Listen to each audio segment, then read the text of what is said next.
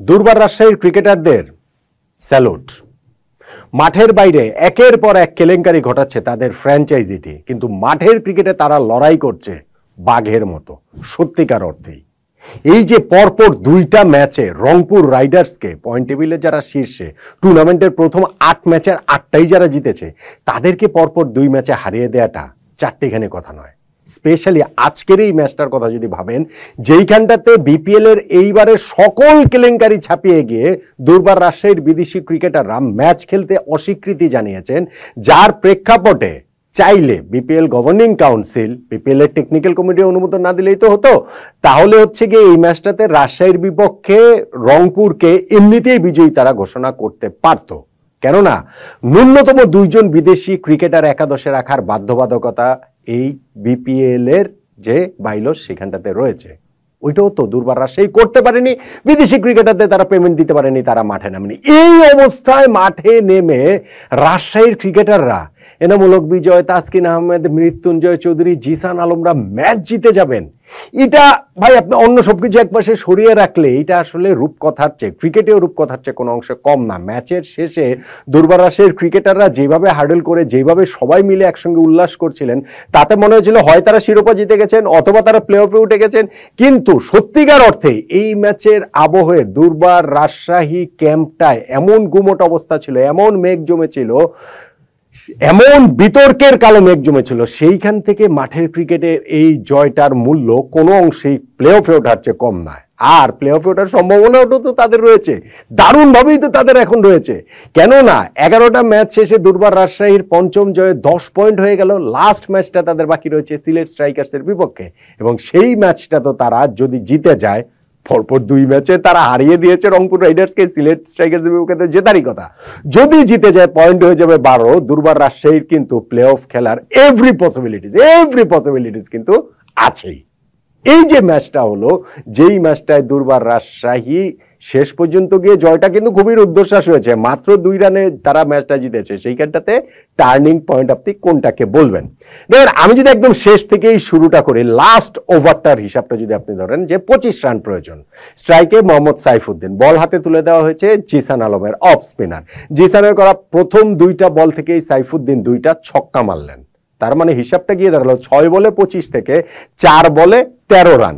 6 বলে 25 অসম্ভবের কাছাকাছি। হ্যাঁ, এইটাও এবারে বিপিএল সম্ভব করে দিয়েছে নুরুল হাসান সোহান, সেটা তো তিনি নিয়েছেন এই রংপুর রাইডার্স সিরিজ। সো সেই ক্যাপ্টেনের পদাঙ্ককে সাইফুদ্দিন অনুসরণ করতে পারেন কিনা, প্রথম 2 বলে 2টা ছক্কা মেরে কিন্তু মনে হচ্ছিল যে সেটা খুবই সম্ভব। কিন্তু 3 নাম্বার এবং 4 নাম্বার বল থেকে তিনি কোনো রান নিতে পারেননি, এবং ওইখানেই ম্যাচটা হেরে গিয়েছে রংপুর রাইডার্স। 5th বলে একটা 4 হলো, লাস্ট বলে ছক্কা তিনি মারলেন, কিন্তু ছক্কা মারার পর নিজের রাগ, ক্ষোভ, জেদের একটা বহিঃপ্রকাশ আমরা সাইফুদ্দিনের অভিব্যক্তিতে দেখলাম। যদিও 31 বলে 52 রানের একটা ঝকঝকে ইনিংস তিনি খেলেছেন। এখন এটা তো আমি ম্যাচের শেষটা বললাম যে শেষ পর্যন্ত সাইফুদ্দিন জেতাতে পারেনি। আর শুরুটার কথা যদি চিন্তা করেন, এই ম্যাচ দুর্বার রাজশাহী আসলে খেলবে কিনা, তারা মাঠে আসবে কিনা, ম্যাচের দিন সকালবেলায় হচ্ছে গিয়ে ক্রিকেটাররা হোটেল পরিবর্তন করতে বাধ্য হয়েছেন, ওই হোটেলের বিল রাজশাহী কর্তৃপক্ষ দিতে পারছে না, ওই দেশি ক্রিকেটার বিদেশি ক্রিকেটার সবাই ম্যাচ বয়কট করবেন। পরবর্তীতে দেশি ক্রিকেটাররা তাদের পাওনা বুঝে পেয়েছেন বলে এনামুল হক বিজয় তিনি তার ফেসবুকে ছবি দিচ্ছেন যে সবাই মিলে হাতে খাম নিয়ে উল্লাস করছেন। খুবই অপমানজনক এটা দুর্বার রাজশাহীর কর্তৃপক্ষের প্রতি। আমি বলবো যে বিপিএল এর প্রতি এটা খুবই একটা মানে কলঙ্কিত একটা ঘটনা হিসেবে থাকলো। তারপরেও তারা মাঠে এসেছে এবং সত্যি সিংহ হৃদয় নিয়ে তারা খেলে এই ম্যাচটা জিতে নিয়েছে। যদিও ম্যাচের ফার্স্ট হাফ শেষেও মনে হয়নি যে এই ম্যাচটা দুর্বার রাজশাহী জিততে পারে। কেন মনে হবে? কেননা তারা রান করেছে মাত্র 119। সেই 119 রানও তোর ভাই হওয়ার কথা না। দুর্বার রাজশাহী আগে ব্যাটিংয়ে নেমে শুরুতেই তাদের জিসান এই ম্যাচে আবার একাদশে ফিরেছেন, আবারও তিনি ব্যর্থ হয়েছেন। অন্য সাইড থেকেও উইকেট যাচ্ছিল, বিদেশি তো নেই এখানে। তার যখন এনামুল হক বিজয় 4 নাম্বার ব্যাটসম্যান হিসেবে তিনি রান আউট হয়ে গেলেন, 50 রানে 4 উইকেট দুর্বার রাজশাহীর পড়ে গেল। যখন ইয়াসির আলী চৌধুরী রাব্বি ইনফর্ম ব্যাটসম্যান তিনি আউট হয়ে গেছেন 10th ওভারে, 56 রানে তাদের 6 উইকেট পড়ে গেছে।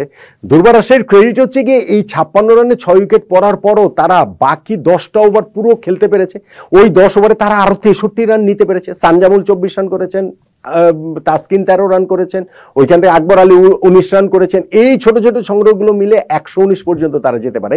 জয়ের জন্য সেটা গুড এনাফ হবে না, বরং দুর্বার রাজশাহীর এইখানটাতে তাদের এই ছন্ন ছাড়া ব্যাটিংয়ে ওই মাঠের বাইরের ঘটনাগুলোর প্রভাব এগুলো নিয়েও আলোচনাটা ইনফ্যাক্ট হওয়াটা খুবই স্বাভাবিক ছিল।